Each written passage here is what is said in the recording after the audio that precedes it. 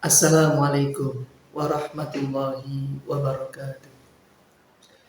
Bismillahirrahmanirrahim. Alhamdulillahi rabbil alamin.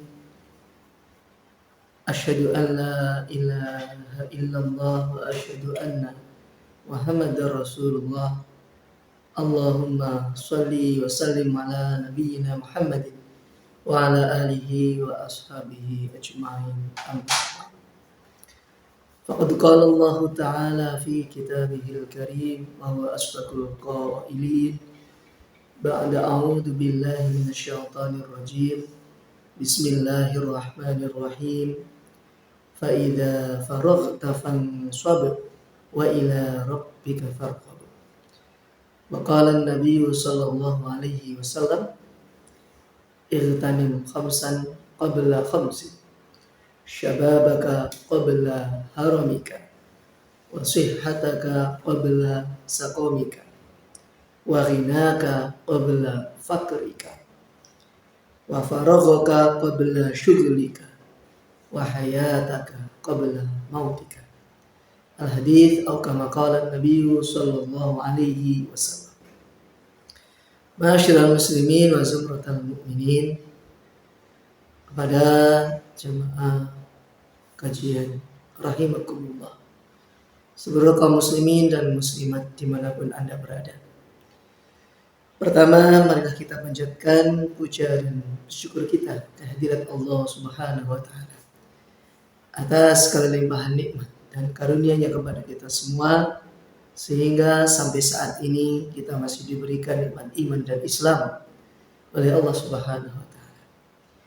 Atas nikmat tersebut, marilah kita bersama ikrarkan dengan kalimatul hamdalah. Alhamdulillahirabbil alamin. Selanjutnya, salawat beserta salam semoga senantiasa tercurah kepada junjungan kita Nabi Agung Muhammad sallallahu alaihi wasallam. Mudah-mudahan kita semuanya mendapatkan syafaat beliau di akhirat kelak. Dan mudah-mudahan kita semuanya dapat mengikuti jejak langkah beliau di dalam kehidupan kita sehari-hari. Hadirin wal hadirat rahimakumullah. Pada kesempatan kita kali ini akan membahas satu hadis Nabi Agung Muhammad sallallahu alaihi wasallam, yang mana hadis ini sebagai sandaran hidup kita, panduan kita. Nabi sallallahu alaihi wasallam sabdakan, "Ightanim khamsan qabla khamsin." Gunakanlah, manfaatkanlah 5 perkara sebelum datang 5 perkara. Karena 5 perkara yang awal ini datang kepada kita, datangnya bisa lama ataupun bisa sebentar, dan perginya juga bisa cepat. Kadang kalau sudah pergi tidak bisa kita jumpai lagi. Ini perintah ini al-amru yufidul fahur, layak tadil fahur. Perintah ini adalah memang perintah yang tidak mengandung sekarang langsung dikerjakan. Ya, tidak harus langsung. Tetapi itu penting untuk kita jaga dan kita kerjakan. Apa perkara 5 itu? Ini bahkan hadis ini telah dibuat sebagai diaransemen gitu, menjadi sebuah lirik lagu. Gunakan 5 perkara sebelum datang 5 perkara. Kalau lafadznya ightanim ini jamak, bisa diambil dari kata-kata ghanimah. Ghanimah ini adalah rampasan perang. Rampasan perang artinya secara bahasa rampasan perang. Ketika dahulu kaum muslim memerangi kaum kufar, kaum muslimin menang, kemudian harta milik orang kafir menjadi ghanimahnya orang Islam. Kalau harta ghanimah itu dibagi, sudah ada pembagiannya secara Islam, berapa setiap sahabatnya berapa sudah ada. Lah ini 5 perkara ini menggunakan lafaz ightanim jemaah. Berarti perlu kita membagi sungguh-sungguh bagian-bagian ini, kalau kita tidak pandai menggunakan 5 perkara tersebut, maka perkara itu akan lewat sia-sia, meninggalkan kita. Kita terlena dengan kehidupan yang serba mudah, yang serba instan, ya. Dan kita melupakan kehidupan yang penuh dengan perjuangan, penuh dengan mujahadah. Baik, yang pertama Nabi perintahkan kepada kita ightanim. Ini lafadznya kalau kita boleh nambah, ditakdirkan, ini didohirkan, ya. Ightanim syababaka qabla haramika. Manfaatkanlah waktu mudamu sebelum datang masa tuamu. Waktu yang muda, waktu yang masih semangat-semangatnya, cita-citanya sangat tinggi, kesempatannya sangat banyak, perjalanannya sangat jauh. Bayangkan jamaah rahimakumullah, 25 tahun kurang lebihnya katakanlah masa muda sampai sebelum menikah waktu menikah. Nanti pun katakanlah 25 tahun sampai katakanlah usia 40 tahun, itu mungkin bisa katakan masih muda juga. Baru nanti kalau usia 40 tahun ke atas mungkin bisa katakan itu usia tua. Jadi dalam waktu kurang lebih sampai 40 tahun itulah masa-masa muda. Masa-masa yang tidak akan pernah kembali. Kalau sudah tua tidak akan pernah menjadi muda jemaah. Tapi kalau masih muda, masih muda ini belum mengalami pengalaman seperti pengalamannya orang tua. Bolehlah hari ini kita katakan umur itu hanyalah sebatas angka-angka saja. Angka-angka. Tetapi kemauan, ini masih muda. Muda terus. Seperti itu. Apalagi belajar jemaah. Belajar masa-masa untuk belajar. Untuk menghafalkan Al-Quranul Karim. Untuk tafakuh fiddin. Memahami ilmu-ilmu agama yang sangat banyak itu. Kalau tidak masa muda sekarang, kapan lagi? Manfaatahu ta'limu waqta syababi fakabbir alaihi arba'an li wafatihi. Sebuah diwan Asy-Syafi'i disebut seperti itu. Barang siapa yang kehilangan masa mudanya untuk belajar, maka nanti lihat, maaf, masa tuanya tidak punya ilmu, maka seolah seperti mayit yang masih hidup. Hendaklah dia ditakbirkan 4 kali takbir, ya. Ditakbirkan 4 kali takbir. Coba, ya. Itulah. Jadi generasi sekarang, generasi milenial atau generasi Z atau generasi apalagi ya setelah itu menuju ke sana. Jangan tertipu dengan kehidupan yang fata morgana, yang serba instan. Sibuk bermain gawai, bermain HP. Hilang kendali, tidak tahu waktu, tidak tahu perintah-perintah orang tua, perintah guru. Ya. Kita jaga, kita kondisikan keadaan kita. Tidak selamanya kita akan berpegangan dengan HP, dengan dunia maya. Karena kita hidup di dunia nyata. Dan besok dunia ini menjadi maya. Yang nyata adalah kampung akhirat. Maka siapa yang menyanyiakan waktu untuk belajar, maka dia akan khusranul mubin. Kecelakaan yang nyata nanti di akhir penghujung hayatnya. Sehingga jemaah disebutkan bagaimana? Kalau ditawarkan 3 perkara. Dulu pernah diutawarkan kepada Nabi Sulaiman alaihissalam. Pilih ilmu, pilih harta atau pilih jabatan. Nabi Sulaiman alaihissalam memilih ilmu. Ketika Nabi Sulaiman alaihissalam memilih ilmu, maka jabatan dapat. Menjadi seorang raja. Harta pun dapat. Menjadi nabi yang paling kaya. Tapi bisa kita bayangkan bagaimana kalau seorang nabi memilih harta, harta bisa habis. Habisnya cepat, nyarinya lambat, susah kadang. Kalau dikasih harta tidak tahu cara menggunakan ilmunya, cepat habis. Walaupun dengan nominal yang sangat banyak. Ya. Jadi mari, mumpung masih muda, kekuatan masih full, ya, gigi masih utuh, kulitnya belum keriput, pendengaran kita masih jelas, berpikir yang masih tajam, gunakan untuk perjuangan agamanya Allah Subhanahu wa taala. Baik jemaah, kita lanjutkan. Nasihat Nabi yang kedua adalah waqtanim sihataka qabla saqamika. Gunakanlah masa sehatmu sebelum datang masa sakitmu. Waktu-waktu yang sehat yang telah Allah berikan kepada kita jauh lebih banyak daripada waktu-waktu yang sakit. Betul tidak jamaah? Coba dicek. Dalam 1 bulan sakit berapa kali, sehat berapa hari. Sakit mungkin masuk angin, batuk pilek biasa saja. Lagi musim pancaroba seperti ini. Tapi kalau sehatnya, Masya Allah. Sehatnya 25 hari. Ya. Yang 3 hari tanda-tanda sakit, nanti yang 2 hari sudah sembuh dari sakit lagi. Tanda-tanda pemulihan. Nah, waktu sakit yang sebentar ini jangan sampai mengalahkan waktu yang sehat. Kalau waktu sakit kita mungkin tidak dapat memberikan manfaat yang banyak untuk umat, untuk diri kita sendiri atau untuk orang lain. Cobalah kita di waktu sehat, waktu sempat seperti ini ya. Waktu memiliki apa-apa, saya kan punya tenaga, punya pikiran, bisa action di setiap harinya, kita gunakan dengan sebaik-baiknya. Ini kalau sudah sakit, kalau mau sholat ke masjid jamaah, aduh terharap oleh sakit, badan terasa berat, ya, terasa panas, ya. Kemudian penglihatan sudah remang-remang, makan bakso, bakmi, ayam, sate sudah tidak merasakan gurihnya, lezatnya, nikmatnya, rasa hambar pahit semuanya. Karena nikmatnya sedang dicabut oleh Allah Subhanahu wa Ta'ala.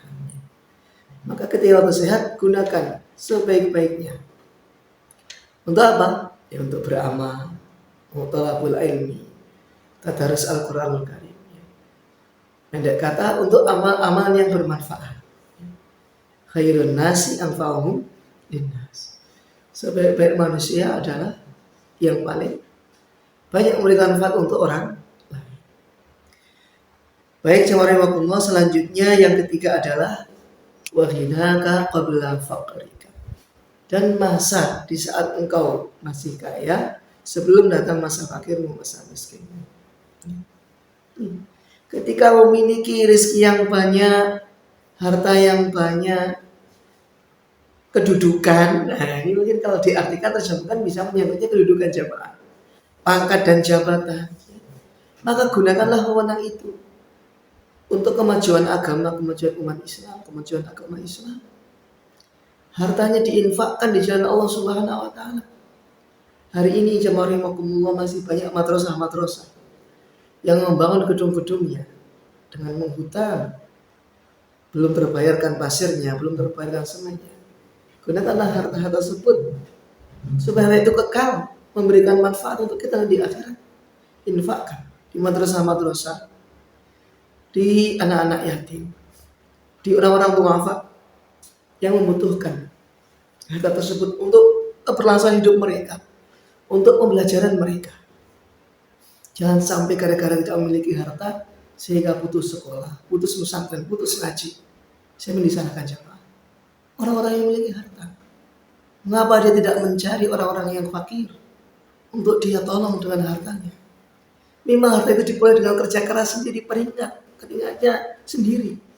Tetapi di setiap rupiah yang didapatkan dari hasil kita kerja, di sana ada milik orang lain. Bukan milik yang bekerja itu sendiri, tidak. Ada milik orang lain, ada hak untuk orang lain. Kalau hak itu diberikan, maka harta akan diberkahi oleh Allah Subhanahu wa Ta'ala. Tapi kalau hak orang lain masih kita makan, ini maaf, bisa jadi sumber penyakit ya orang. Sumber kurang berkahnya kehidupan kita. Hak orang lain kenapa dimakan? Hak orang lain apa? Digunakan sudah kita berikan, kita ikhlaskan, kita ridhokan untuk orang lain. Karena cara paling mudah bahagia adalah membahagiakan orang lain. Nah, seperti itu. Jadi kalau kepala sekolah kami sering menjelaskan bagaimana Nabi ini sifat sedekahnya ini seperti rih, seperti angin. Angin itu datang berhembus, kemudian sementara itu anginnya datang kemudian pergi. Jadi Nabi ketika mendapatkan hibah, mendapatkan dari sahabat pemberian hadiah, maka Nabi langsung memberikan kepada orang lain. Di dalam rumahnya tidak tersisa barang simpanan, tidak, dibagikan kepada sahabat-sahabat yang membutuhkan, orang-orang Islam yang membutuhkan. Hendaknya kita seperti itu coba. Maka sering kita lihat di kitab Di kitab akan disebutkan bahasanya la tabnu ma la taskunu. Janganlah kalian bangun gedung-gedung yang tidak kalian tempati, kalian tinggali. Bangun villa-villa besar, bangun rumah-rumah banyak, dikontrakkan tidak, ya. Diperintahkan untuk menunggu orang lain juga tidak, hanya sebatas pengen bangun saja. Sia-sia jemaah. Ya. Coba bangunkan madrasah, bangunkan masjid, fasilitas untuk umat belajar agama. Ini jauh lebih bermanfaat. Hari ini betapa banyak orang yang kehujanan, tidak memiliki rumah, kepanasan, tidak memiliki rumah. Bapak bisa lihat di channel-channel YouTube, ada orang rumahnya di antara jalan tol, jalan tol yang sudah ditingkat itu dengan jalan dasar, itu dijadikan mereka tempat tinggal. Masya Allah. Sungguh di kota-kota besar terkadang orang tidak memiliki apa-apa, tempat tinggal, susah. Kehidupannya keras ya. Nah ini membutuhkan keutuhan tahan kita. Bekali mereka dengan ilmu, dengan pancingan katakanlah. Kalau orang sudah bekali pancing, ya, maka akan mencari ikan sendiri. Hari ini sudah itu yang dibutuhkan oleh kebanyakan dari masyarakat kita. Dibekali salah satu cara usahanya. Nanti jalan rezekinya akan dijemput dengan perkara itu. Harimakumullah qabla fakrika. Masih kaya sebelum datang masa miskin. Seperti roda yang berputar jamaah, kadang di atas, kadang di bawah. Kadang pas jaya sekali. Kadang pas bangkrut-bangkrutnya bangkrut sekali sampai tidak punya apa-apa katakan. Yang pernah mengalami miskin, mengalami kaya itu tidak kaget jamaah. Tidak kaget nanti miskin lagi karena sudah pernah mengalami. Tapi kalau belum pernah mengalami namanya miskin, dari orang tua kaya sekarang kehidupan anaknya kaya. Tiba-tiba orang tua nanti meninggal dunia, dia belum terbiasa dengan perjuangan hidup. Bagaimana caranya? Ya dididik untuk kesederhanaan. Kesederhanaan, keseimbangan hidup. Dididiknya tidak dengan foya-foya jemaah. Tidak ini untuk menghabiskan harta, tidak. Membelanjakan harta di jalan Allah Subhanahu wa taala. Begitu juga jemaah, maaf yang fakir ya. Yang miskin, fakir maupun miskin, tidak usah takut. Itu kita sering lihat di postingan, ada kata-kata kaifa akhaful faqra wa ana abdul ghani. Masyaallah. Seperti itu. Kaifa akhaful faqra wa ana abdul ghani. Bagaimana diriku takut akan kefakiran, sedangkan aku adalah hambanya Allah Subhanahu wa taala yang maha kaya raya. Tidak usah takut miskin. Kita adalah hamba Allah Subhanahu wa taala, zat yang maha kaya, raja di raja. Pasti Allah Subhanahu wa taala memberikan rezeki kepada kita. Selama rezeki kita jatahnya masih ada, selama itu kita kan masih hidup jemaah iman. Rezeki sudah ditentukan oleh Allah Subhanahu wa taala, sudah ditakdirkan oleh Allah Subhanahu wa taala. Berapa takarannya tidak akan pernah tertukar. Karena sudah tertakar, tidak akan pernah tertukar. Rezeki Bapak, rezeki saya berbeda. Rezeki akan datang.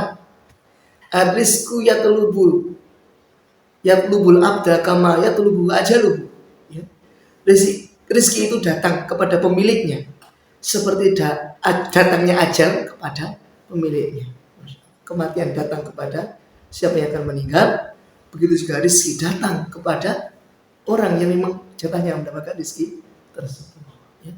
Ini biasanya ya kan yang kita jumpai di lingkungan kita. Yang ditakutkan ya, maaf, kebanyakan masalah.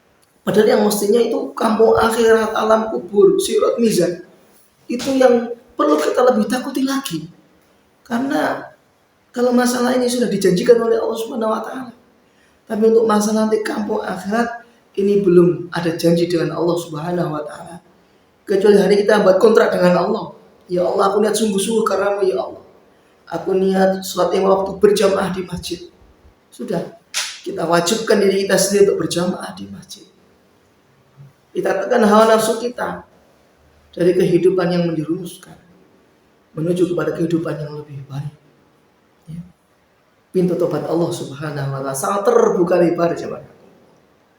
Sebelum kiamat masih dibuka lebar oleh Allah Subhanahu wa taala. Baik, selanjutnya yang keempat adalah wa faragaka qabla syughlika.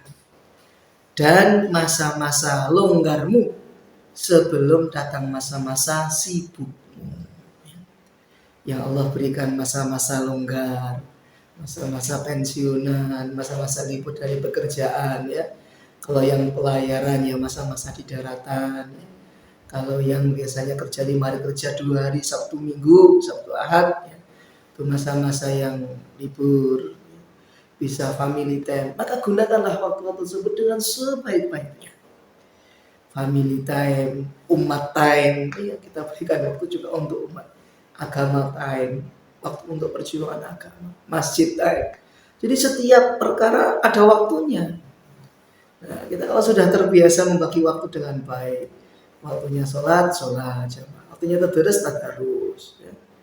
Waktunya tadarus tadarus, waktunya dzikir. Ini Pak, insya Allah ini sudah menjadi layaknya seorang muslim dan mukmin. Bukan karena dipanggil soalim, tidak. Tapi itu layaknya seorang mukmin dan muslim mengamalkan setiap perintah dari Allah Subhanahu wa taala. Qabla syughlika, sebelum datang masa sempitmu, masa sibukmu. Ya. Kadang kalau pas sibuk, jangan mau sibuk dengan pekerjaan, dengan urusan duniawi.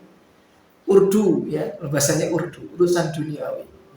Usrib kalau bahasa teman kita di sini sana, usrib itu usrib. Urusan ripuh. Ya. Usrib urusan ripuh. Ripuh itu ya repot gitu. Repot. Ya. Maka diatur waktunya dengan baik. Bukan kita yang diatur waktu jamaah, tapi kita yang mengatur waktu kita. Kapan waktu ibadah, kapan waktu dengan keluarga, kapan waktu dengan diri sendiri. Ada porsi waktu masing-masing.